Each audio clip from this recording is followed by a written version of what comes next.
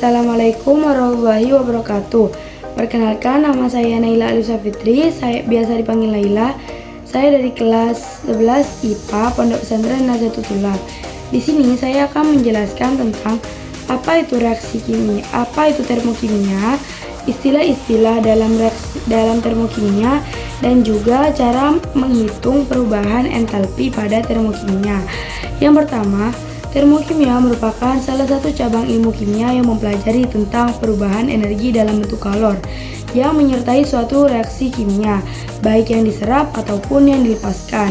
Kemudian ada beberapa istilah dalam termokimia, salah satunya yaitu energi. Energi merupakan kemampuan untuk melakukan usaha, berbalik dengan kalor. Kalor merupakan energi yang ditransfer dari satu benda ke benda lainnya karena perbedaan suhu. Kemudian, keseluruhan energi dalam bentuk kalor yang terdapat pada sistem disebut dengan entalpi. Entalpi tidak dapat diukur, namun perubahan entalpi dapat dihitung. Kemudian, terdapat dua istilah penting dalam termokimia. Yang pertama itu sistem, yang kedua lingkungan. Sistem merupakan sesuatu yang diamati perubahannya, seperti contohnya air yang mendidih, kemudian es batu dan sebagainya. Yang kedua itu ada lingkungan, yaitu sesuatu di luar sistem. Contohnya seperti tekanan udara, gelas, panci, mangkok, dan sebagainya. Terdapat dua reaksi kimia dalam termokimia. Yang pertama reaksi eksoterm, yang kedua reaksi endoterm. Eksoterm yaitu keadaan di mana suhu di sistem meningkat, sehingga sistem mengeluarkan atau menghasilkan energi ke lingkungan, yang nantinya lingkungan akan menyerap energi dari sistem, sehingga tanda perubahan entalpinya pada sistemnya itu min, sedangkan pada lingkungannya itu plus. Yang kedua yaitu reaksi endoterm. Reaksi endoterm merupakan reaksi di mana keadaan suhu pada sistem itu menurun, sehingga sistem membutuhkan energi dan harus menyerap energi berupa kalor dari lingkungan. Dan perubahan entalpinya pada sistem itu plus, pada lingkungannya itu min. Contohnya seperti fotosintesis. Fotosintesis tumbuhan tidak bisa melakukan fotosintesis jika tidak menyerap energi berupa kalor dari panas matahari. Kemudian terdapat beberapa perubahan entalpi. Yang pertama, perubahan entalpi pembentukan standar, yaitu perubahan entalpi yang dibutuhkan atau yang dihasilkan untuk membuat atau membentuk satu mol senyawa dari unsur-unsurnya dalam keadaan standar. Contohnya seperti natrium dicampur atau direaksikan dengan klorida menghasilkan natrium klorida, membutuhkan energi sebesar 504 kJ, yang mana maksudnya itu untuk membentuk 1 mol natrium klorida membutuhkan energi sebesar 504 kJ. Membutuhkan berarti termasuk reaksi endoterm atau menyerap. Yang kedua, tandanya itu delta HF atau foundation.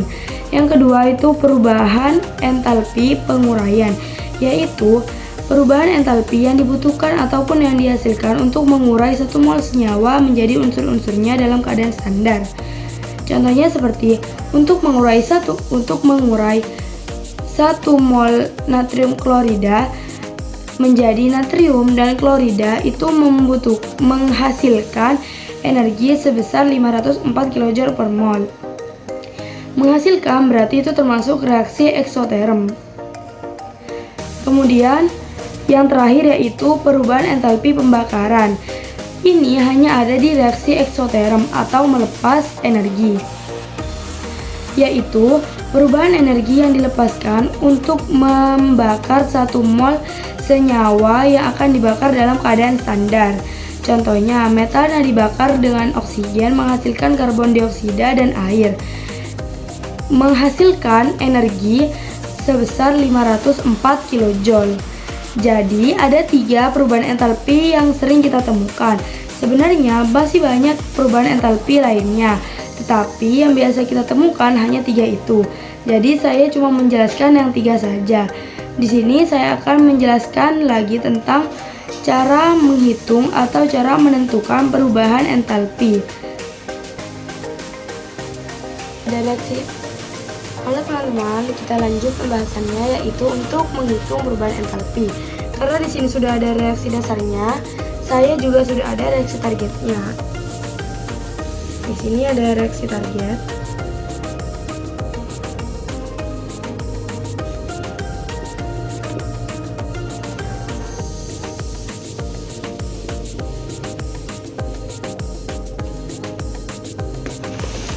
Ini adalah reaksi targetnya.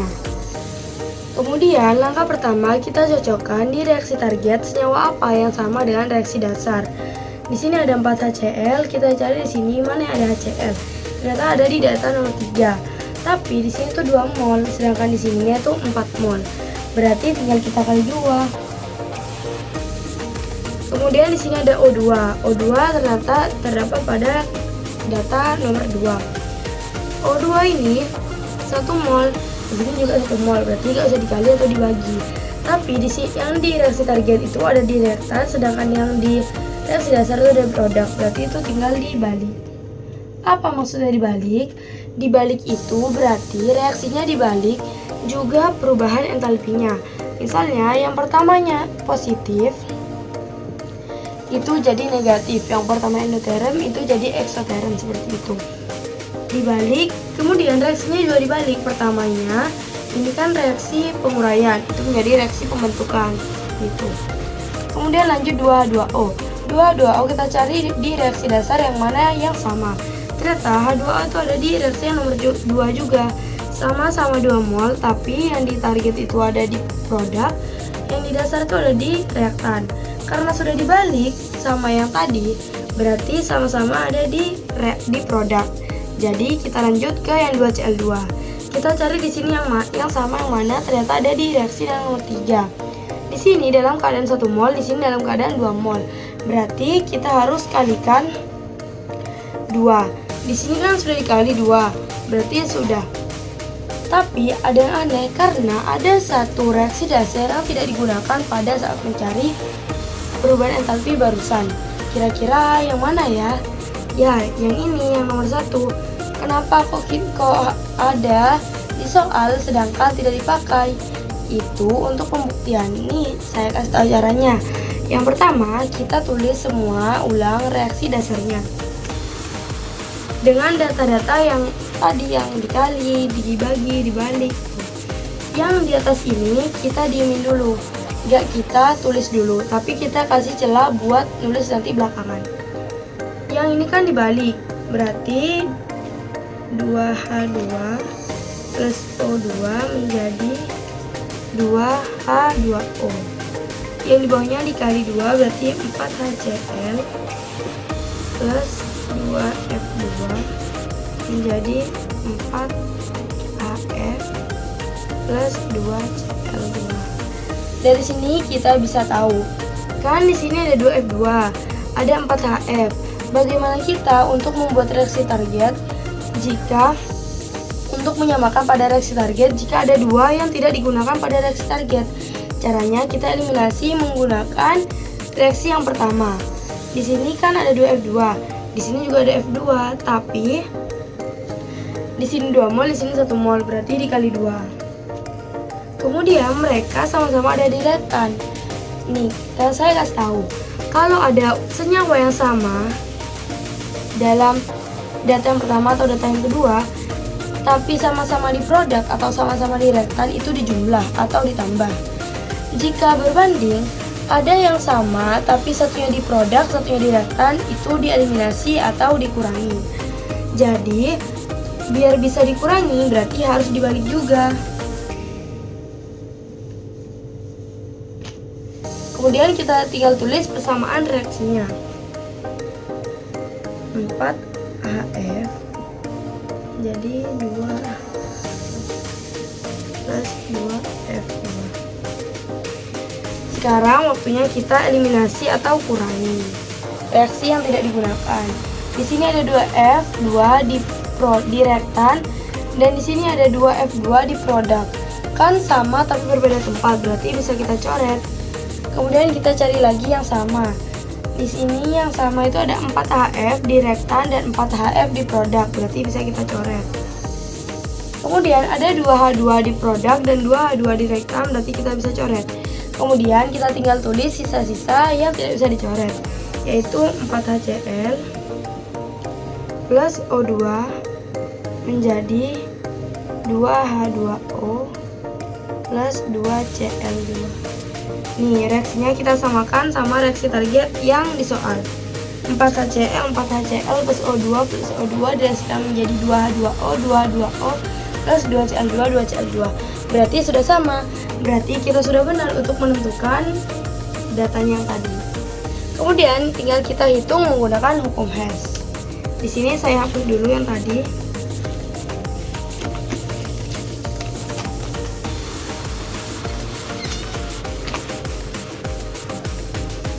Hukum Hess itu rumusnya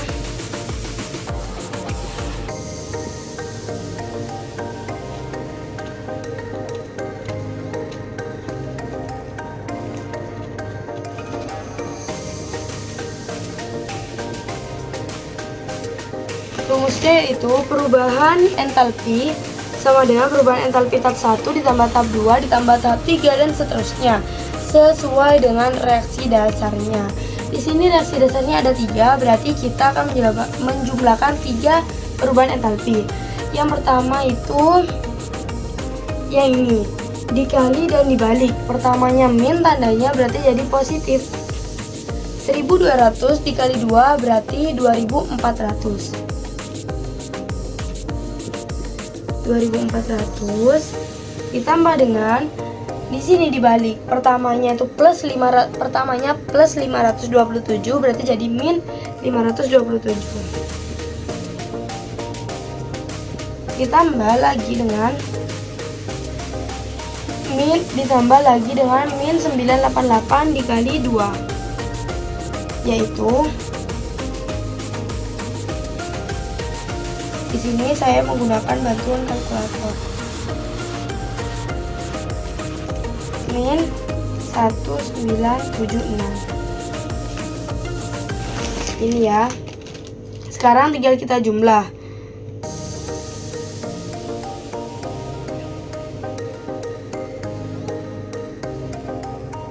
Di sini sama dengan 2400 dikurangi 2503.